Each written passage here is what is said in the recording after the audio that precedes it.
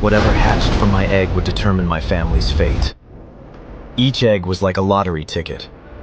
The other children had large eggs that were vibrant hues of red or blue or green, each pulsing with energy. Those had the highest chance of hatching an elite beast and giving their owners lives of comfort and privilege. My egg was nothing like theirs. It was gray and small, like it had gone past its expiration date. It was the cheapest egg available, and my family sold everything we owned to afford it. The beasts that hatched before mine drew gasps. Luna Starweaver hatched a shadow wolf.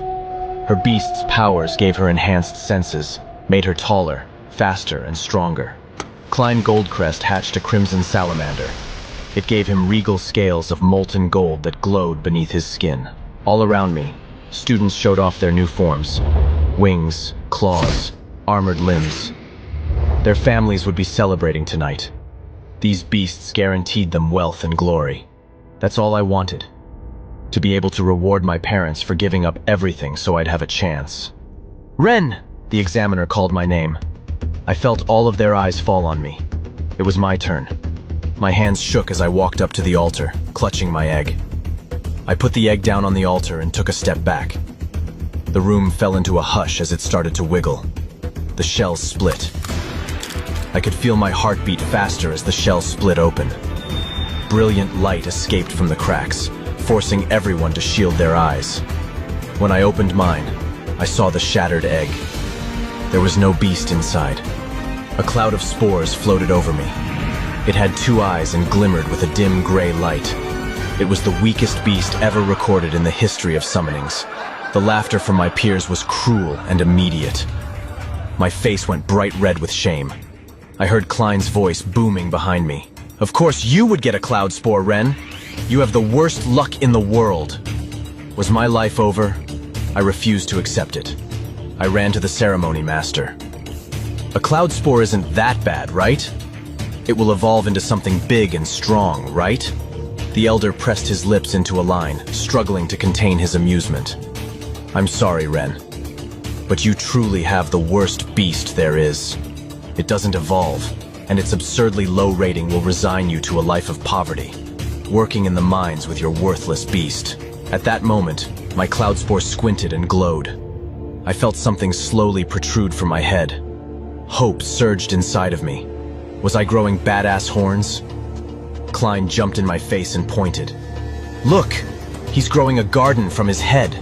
I panicked and ran to the nearest window to look at my reflection. It seemed my awakened form was complete. Klein was right. Dozens of glowing mushroom had sprouted on the top of my head. The other students surrounded me. "Fungus freak! Fungus freak!" I whipped my head toward the ceremony master. "This is it? I don't get powers like the rest of the students. Klein can control fire. Luna can run faster than wolves, and all I get are blinking mushrooms." The ceremony master sighed. "I'm afraid so." He turned to the rest of the students, trying to settle them down. "Remember, everyone, in 1 week you'll all be going to the School of Cultivation and Evolution to begin your 8-year study in beast taming." But I couldn't focus with my classmates chanting, "Fungus freak!" at me over and over again. Everything my family had worked for and risked was ruined, all thanks to my own bad luck. I wanted to hide from the world. I was a walking embarrassment, my family's living embodiment of shame. So I ran. I ran from the lavish buildings and cobblestone streets of the city to the dirt roads of the countryside where my family lived near the edge of a dangerous forest. The spore cloud chased behind me the entire time, now bound to my soul. Eventually, I saw my house. It was old and run down, in need of many repairs that we couldn't afford. But it was the best we could do. What could I possibly tell them about the ceremony? My life would be better if I had no beast at all. After a moment, I just sighed and moved toward the door. The second I stepped inside, a loud pop of confetti cracked through the room. Surprise. I jumped back in shock. Letters hung from the ceiling spelling out "Congratulations." The table was decorated with my favorite foods, and my parents stood close, smiling ear to ear. They had thrown me a surprise party. "Mom, Dad, I have something to tell you." My mother got on her tippy toes, looking over my shoulder. "Where's your beast, Ren?" My father smiled. "I know you hatched something powerful. Something that'll earn you a spot in the royal court." My spore cloud hovered into view beside me, glowing proudly. I could see the immediate shock on my parents' faces. They knew what this meant. That I had somehow hatched the worst beast in the world. That even though they sacrificed everything, our family would remain poor forever. My mom quickly wiped the shock from her face and smiled. "Ren, we're so proud of you." The guilt hit hard and fast. I couldn't hold back anymore. "Mom, Dad, I'm so sorry. It's my fault. I doomed our family." My mom ran to hug me. "Oh, Ren." My father patted my back. "Ren, no matter what happens, you're still our miracle child." I shook my head. "I just made our lives worse. I'll never amount to anything. We'll be in debt forever." My mother gave me the warmest smile. "Ren, don't give up hope. When I was sick and infertile many years ago, your father trekked out into the woods, looking for a cure." She pointed through the window at the dark woods. "He avoided deadly beasts, nearly died from dehydration. He was about to give up, but right before he turned back, he found it." My father joined in, grinning as he recalled the memory. A tunnel. So small I would have missed it, if not for those walls covered in glowing runes. And in the center was a beautiful half-flower. I cocked an eyebrow. "A half-flower?" He nodded. "Half of a flower." I had read about it in legend. They say that if you find it, you're blessed by the heavens. So I took it. I gave it to your mother. And you know what? She was cured of her illness. My mother brushed my hair. And most importantly, we got to have you. So, no matter what, Ren, we'll always love you. You will always be our little miracle. My eyes went wide. They'd given me an idea, but it was too dangerous to tell them about. "Mom, Dad, I don't feel good right now. Can I go to my room?" They both nodded, and I ran into my room. I plopped onto my rickety bed and stared out at the woods, where the deadliest natural beasts lived. If I was going to pay my parents back, I'd need to tame another beast. Every person only had enough mana inside of them to sustain a connection with one beast. Unless I went into the forest and found a half-flower from the heavens, it was capable of creating miracles. It'd give me the ability to tame an additional beast naturally. All I needed to do was find it. I looked at my spore cloud, glowing softly beside me. I sighed. "It's not your fault, but why did I have to hatch you?" The spore cloud flashed, then scurried to my side. It pressed its face into my side, snuggling against me. "All right, fine. I won't replace you with another beast. But I do need your help to get a second one." The spore cloud looked up at me, as if smiling in agreement. I let out a deep breath. The forest was terrifying. I'd never been allowed to enter those woods, but I'd have to now. Otherwise, I'd spend the next 8 years of school getting bullied endlessly by people like Klein or worse. My parents would have to watch their hard-earned money go to waste, all for me to end up working in the mines for scraps anyway. I couldn't let that happen. I leapt out my window and dashed into the woods. The forest shimmered with living magic. Every leaf and vine pulsed with light. My spore cloud drifted close behind me, glowing softly in the dark. The deeper I trekked into the woods, the creepier it became. I avoided shadows of scary animals hunting for a meal, and I steered clear of all the man-eating plants. Then, I saw a light blinking up ahead. My heart swelled with hope.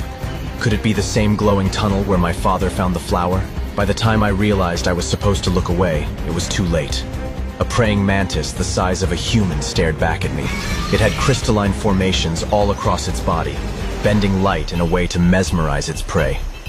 I froze. A mirror mantis. The deadly beast stalked toward me. I'd studied books about beasts my entire life. One fact from the books blared in my mind like an alarm.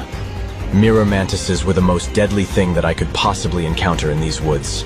The mantis's jagged arms scraped across the ground toward me like two razor blades. My mind raced. It was too late to hide. But if I ran, it'd lunge and take my head clean off. Suddenly, I felt a surge of energy flow through me. Mushrooms plopped out the top of my head and began to glow in a random pattern. My spore cloud had activated my awakened state. I grimaced at the cloud. Are you serious? Now isn't the right time. Yet somehow, the mantis stopped in its tracks. It cocked its triangular head, completely mesmerized by the blinking mushrooms protruding from me. I was in disbelief. The mushrooms were emulating the same light pattern that the mantis used to entrance prey. I whispered, "Good thinking, Cloud, but this won't last forever. Any sudden movements and it comes charging at us."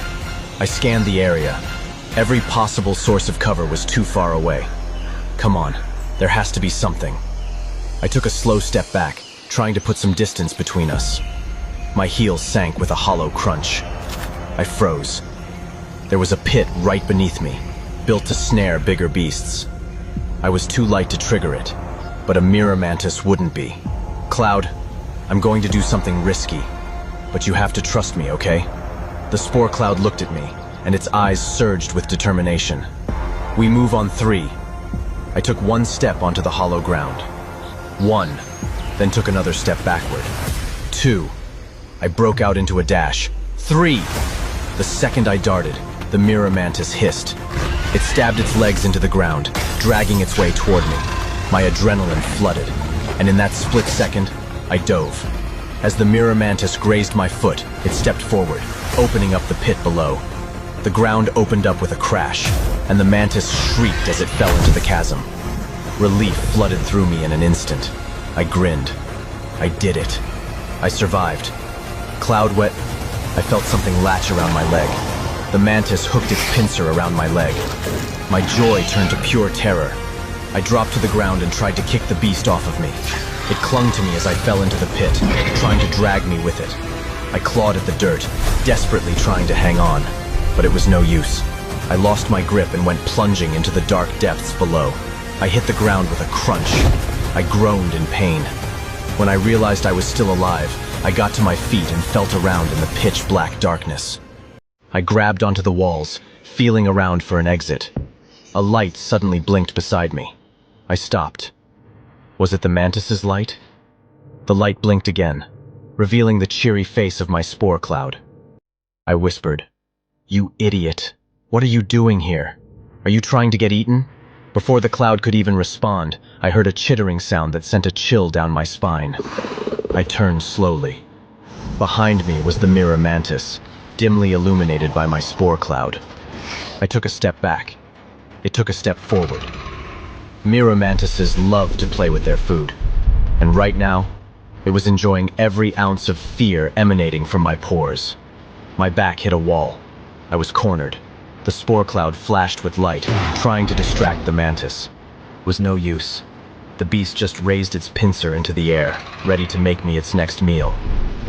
I spoke out loud, apologizing to my parents, hoping through some divine intervention they would hear me. "I'm sorry you had a disappointment like me. Maybe your lives will be better without me." Suddenly, I felt my heart swell with my parents' spirit and determination. My eyes locked onto the pincer. I wasn't going to go without a fight. I screamed at the creature. "Come on, you ugly bug. Finish it already." The mantis screeched and reared back its blade. The wall suddenly exploded in a plume of dirt and smoke. The mantis rolled across the floor, clearly injured by the blow. I blinked. What just happened? As the dust settled, a huge silhouette appeared from the newly formed hole in the wall. It was a bear-like creature known as a night excavator. It had pure white eyes that adjusted to the darkness. Massive arced talons made to scoop out large piles of dirt. It was what created the pitfall trap in the first place. I gulped, remembering another fact from my books. If mirror mantises were the most deadly beasts on the surface, then the night excavators were the most deadly beasts underground. The night excavator scanned the area, sniffing for its next meal. If it caught sight of me, I'd be a snack before I could scream. I pressed into the wall. Every muscle in my body trembled. The excavator sniffed around and turned straight toward me. Before it could lunge, the mirror mantis struck, driving its blade clean through the beast. My eyes went wide. As the monsters fought, it gave me a brief opening to escape. But the sensation that I was forgetting something flashed in my mind. Where was the spore cloud? I saw it hovering just out of arm's reach of the mantis and the excavator, dodging their blows. It had no idea where to go. I gritted my teeth, remembering how hard the spore cloud fought to save me earlier. I couldn't just leave it. I charged into the fray.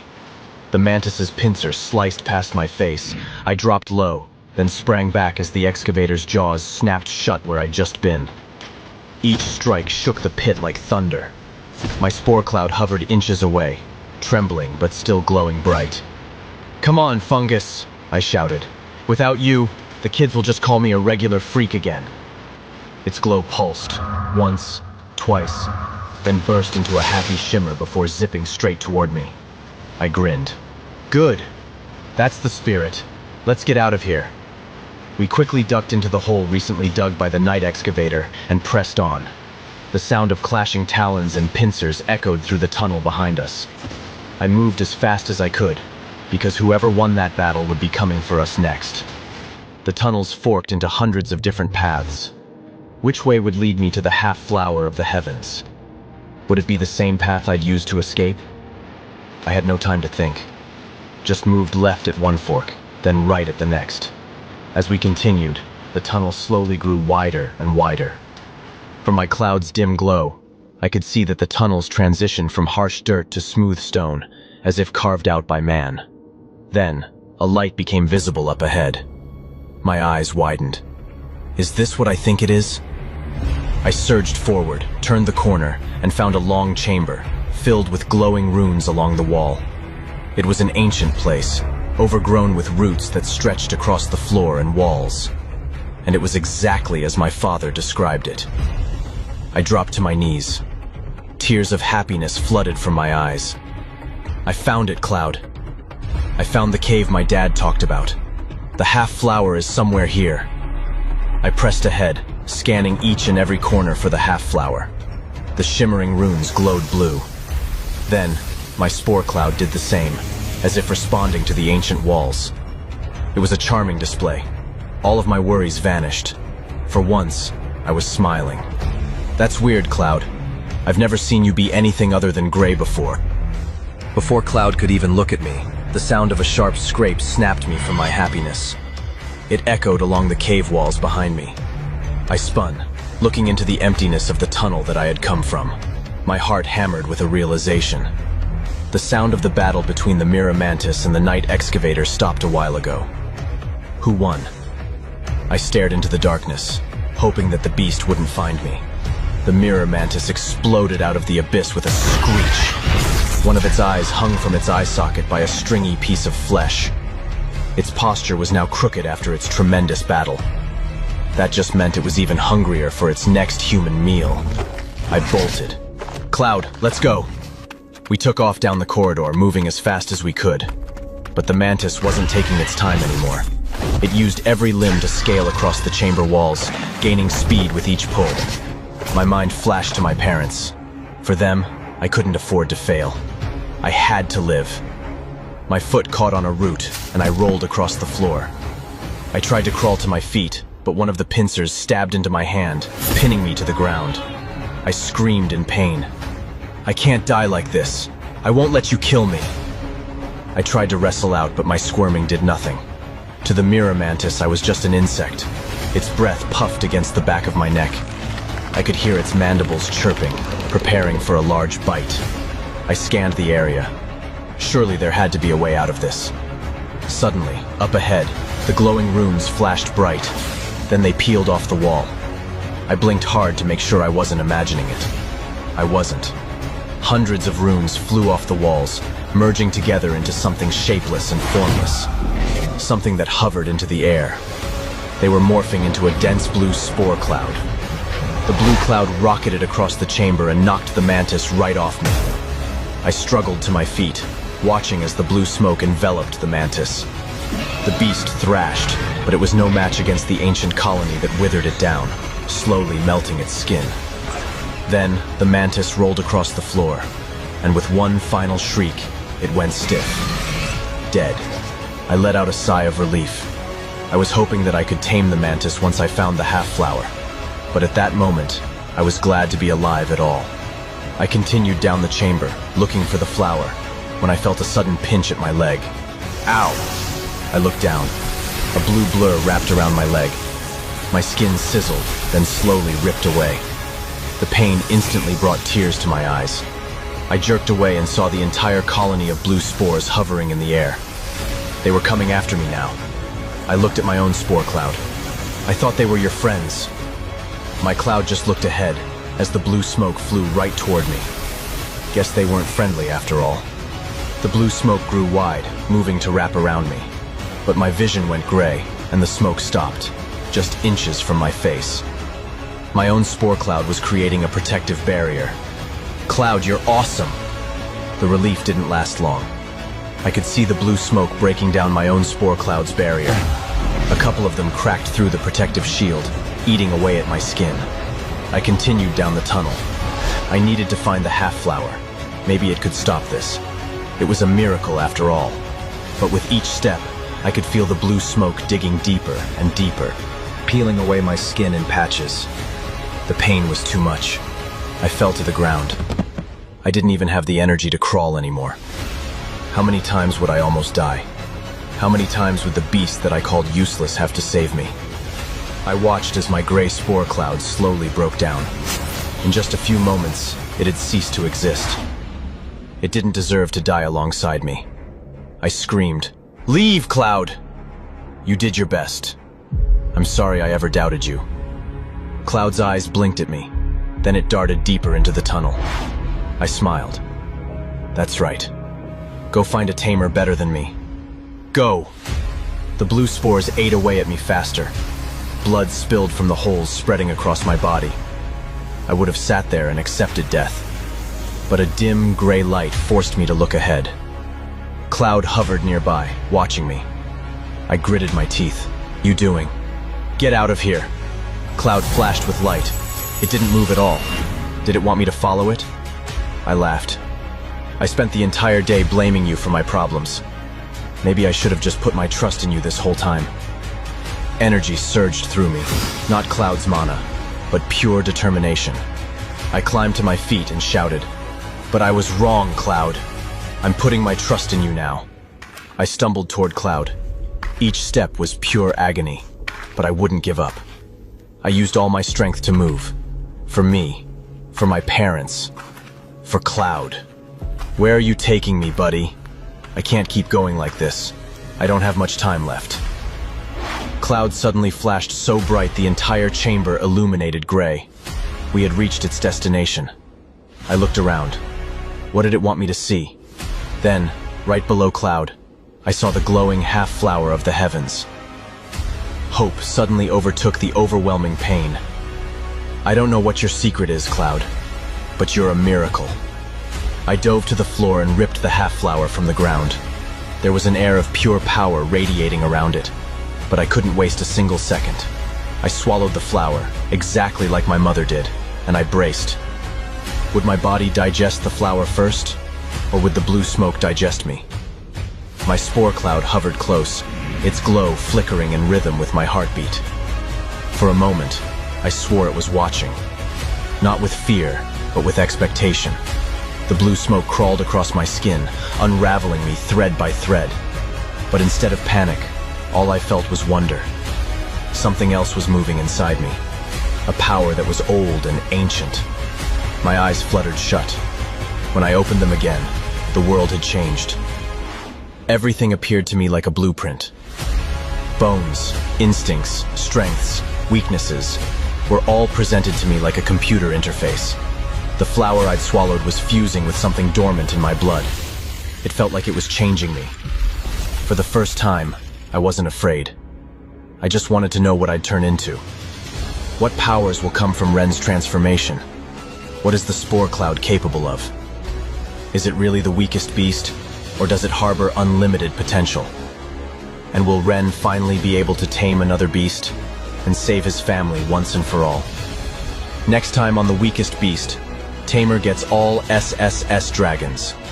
Ren explores the limits of his new condition, making a shocking discovery. A surprise encounter with Klein and Luna might just reveal the truth about Cloud. And as Ren begins his training at the School of Cultivation and Evolution, the world might just see the epic beginning of the world's greatest beast tamer. To find out what happens next, download the Pocket FM app for free. Keep listening by clicking the link below the video. You can't guess what happens next.